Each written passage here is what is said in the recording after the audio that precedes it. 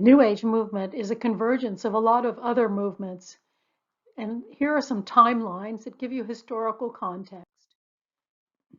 For example, in the mid 1700s, we have mesmerism. Almost a century later, you have the British in India and the rise of Indology. And then you have New Thought, the roots of New Thought developing. In the late 19th century, you have the Theosophical Society, you have the rise of spiritualism. Christian Science was developed then. You have denominations of New Thought forming. You have Society for Psychical Research. There was a lot of interest in the paranormal. And there was a branch in America. But then you also have the arrival of Indian yogis and gurus like Vivekananda. And then spiritualism was still very strong. In the 20th century, you have other trends that converged. For example, Montessori schools came up. Anthroposophy was developed. Gurdjieff was well known. And in the 1920s, you have quantum mechanics in science. And then you have the yogis, Yogananda, Krishnamurti. You have a lot of Easterners coming west, people from India especially, and Japan and China. You have the formation of the Buddhist Society. At the same time, Edgar Cayce rose into being well known. And you have the Vedanta Society, so you have starting to have sophisticated organizations around Eastern religion. Around 1950, things really picked up. You have the organic food movement, you have ufology followed World War II, and suddenly you have a lot of stories of contact with extraterrestrials. At the same time, you have the human potential movement rising. The TM movement came and rose. Then you have Westerners who are becoming Buddhists and traveling back to India to become Buddhists. You have the Parapsychology Association, so paranormal is still very, very interesting to people.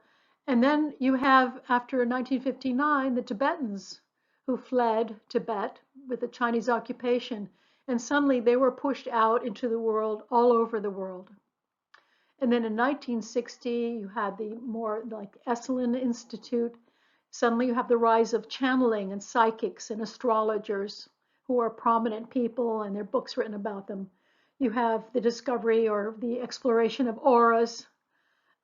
You have a neo-pagan and a witchcraft movement at the same time. Then in 1970, again, very, very heavy activity.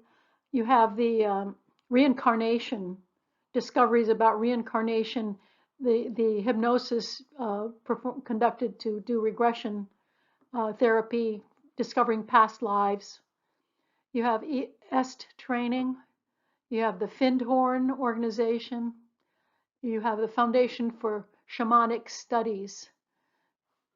And then in 1980, you have the Near-Death Experience organization. You have studies of psychedelics. You have events like the Harmonic Convergence. Pleiadian messages, these are alien groups, are starting to be channeled to people here. And then you have Ayurveda medicine, which is a traditional Hindu medicine. So you have, in the late 20th century, a lot of activity in alternative medicines and energy healing. You suddenly have people analyzing the New Age movement, so you have some academic work on it. You have small groups, for example, 2 groups that were interested in labyrinths, so they were specializing. So you can see from the books too that there was a lot of interest and activity on all kinds of fronts.